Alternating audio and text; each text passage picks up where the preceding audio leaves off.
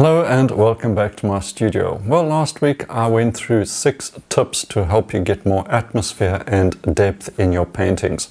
Maybe you'd like to see how that painting turned out. Well, in this video that's exactly what I'm going to show you. So stick around and enjoy this painting demonstration.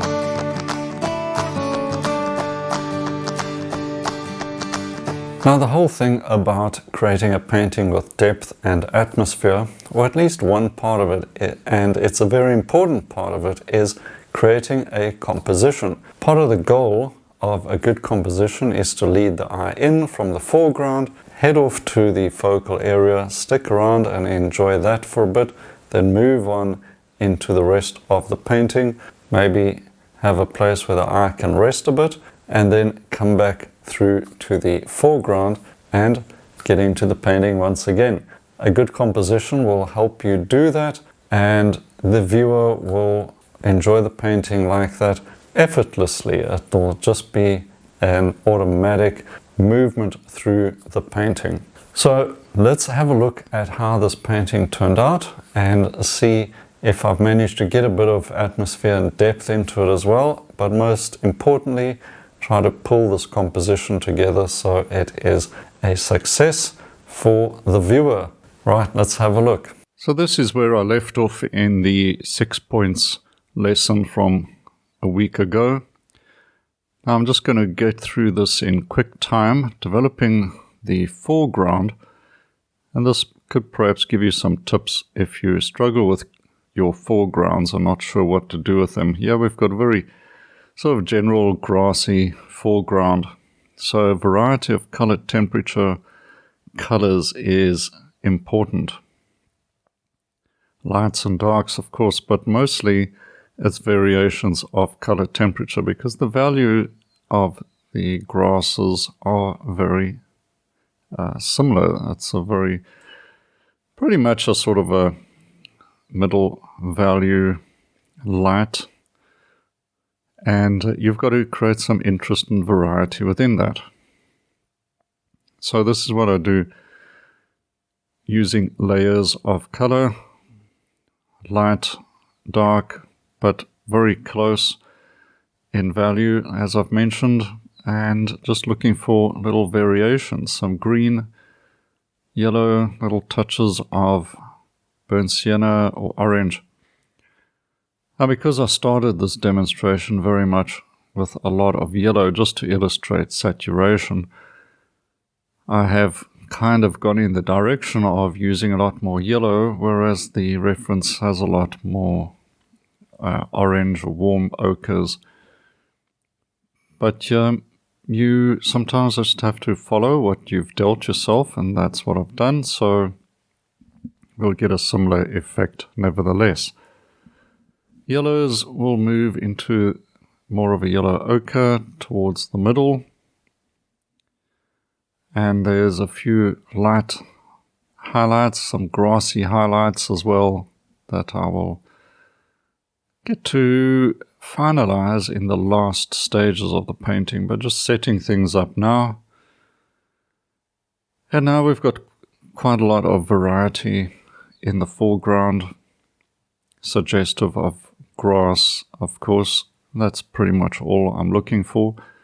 Moving now into the middle ground, and we'll develop that with a lot more horizontal shapes, whereas the foreground has a lot more vertical shapes with the upright grasses. Now moving into the distance where we pretty much see things mostly as horizontals for the grassy areas, and the upright areas are the trees, of course. So those will provide the verticals to break the horizontal shapes.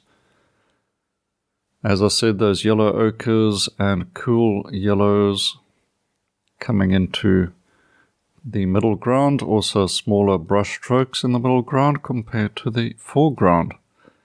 A lot less going on in the middle ground because it's some distance away. Those shadows from the trees adding a nice little counterpoint of light and dark back there. Some more blue coming into the middle ground trees, and as we go into the distance, more blue and a bit of white to soften things up even more.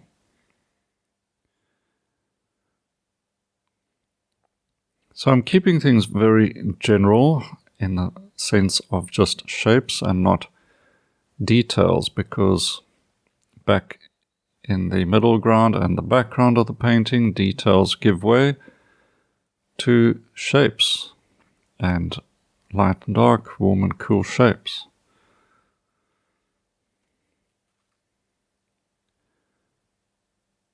Cerulean blue, touch of alizarin, and a bit of white is a beautiful mix for that sort of atmospheric, vaporous colors. It could be the trees, it could be a mountain color. It covers many bases.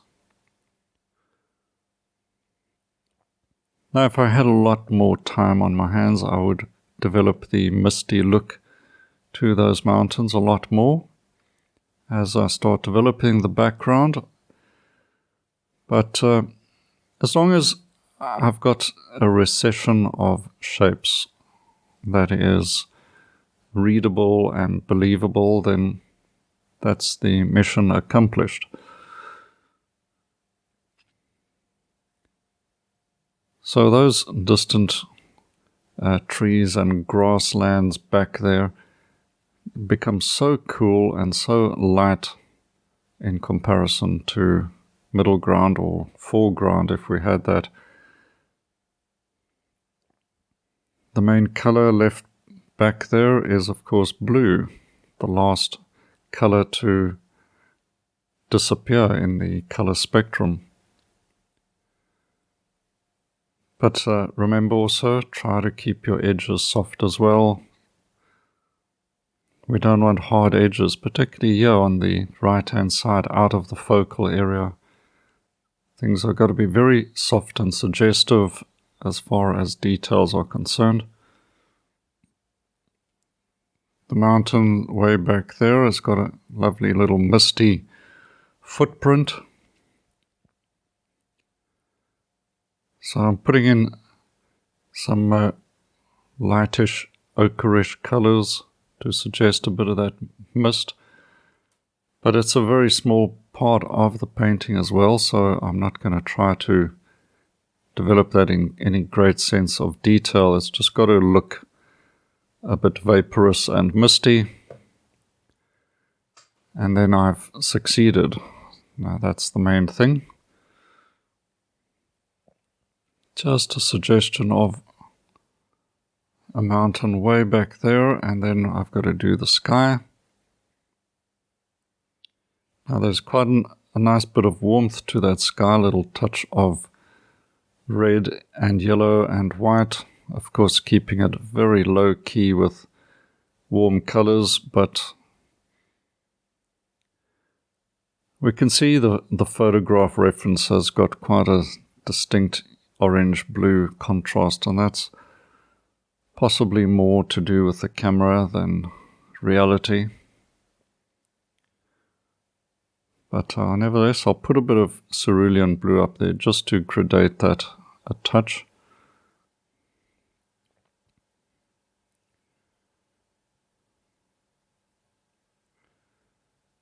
The extreme foreground, I guess, is that bit of tree and branch hanging over the top left.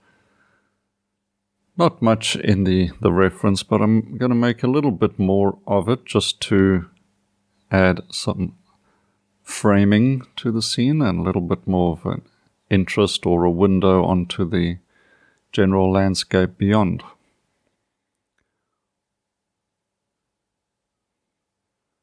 Just tightening up the values in the focal area a bit more.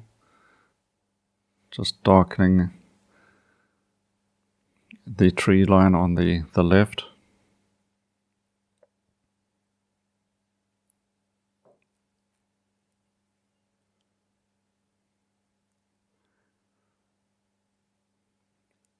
What I like with scenes like this is trying to suggest light in the simplest manner possible with the least amount of brush strokes. So a little bit of scumbling like this, just dragging thick paint. Although preferably you'd be doing this wet over dry or wet over semi-dry. In this case, I've got to move the brush pretty quickly and just try to get that scumbled, broken color look. It's quite effective and certainly a great technique to get that light through grass effect. Alright, now just refining things. I've caught a glimpse of some flowers in the reference photo, so I'm going to add a few more of those. Some pinks and reds, contrasting against the greens to add a bit of vibrancy and just a bit of zip to the painting. Also to really bring the foreground forward to us, and therefore increasing the entire sense of depth and distance as well.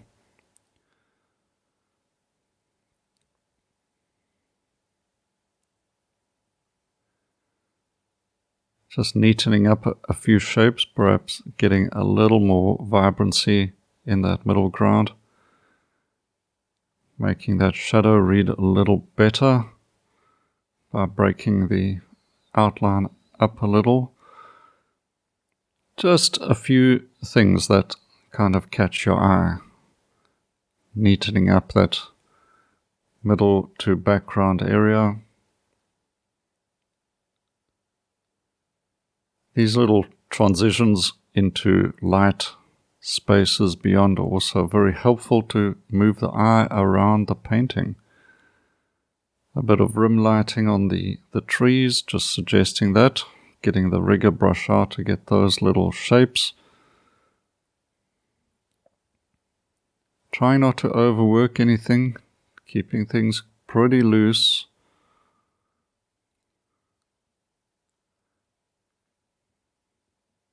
Now, if you do miss a few tricks, you may pick it up the next day when you look at your painting and realize you need to retouch something. But otherwise, just go with your intuition. This little touch of burnt sienna, so nice against the greens, just balances things out. Getting those utility poles to recede away into the distance.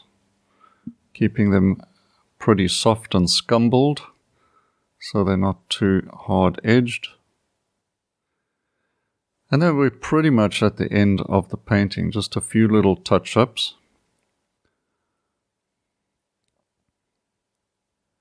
Trying my best not to overwork the foreground, but a few darks to set off the highlights. And that's about it, really. Get the tape off, and it's been a fun little painting. I hope that's demonstrated the ideas we learnt in the first video, and now you can try this out for yourself. Well, I hope you enjoyed this little demonstration and how the painting turned out. Now, the important thing is practice this for yourself. Try out these tips and push on and complete your painting. Of course, no painting is just a once-off event and you've learned everything to be learned. Each painting is just a step in the right direction, and you've got to keep on painting. That's the beauty of this pastime we're involved in. It keeps developing, gets richer, more interesting, and you're always developing as long as you are keeping at it. And that is something that we all want to do, isn't it? As long as possible.